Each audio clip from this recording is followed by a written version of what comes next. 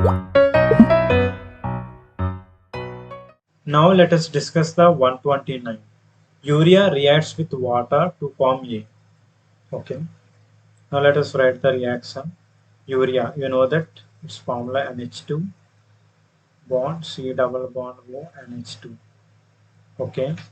When urea reacted with water to form ammonium carbonate, that means NH4 twice CO3.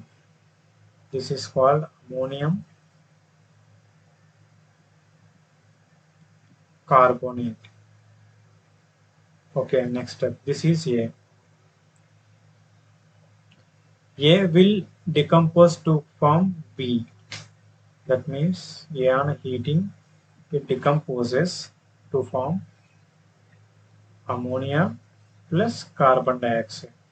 This compound is called B.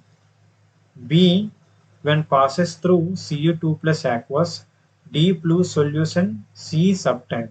What is the formula of C from the following? Okay. Now this ammonia is passed through Cu2 positive aqueous to form a compound Cu NH3 4 volt 2 positive charge. This having the deep blue color. So our answer is 2 is our correct answer.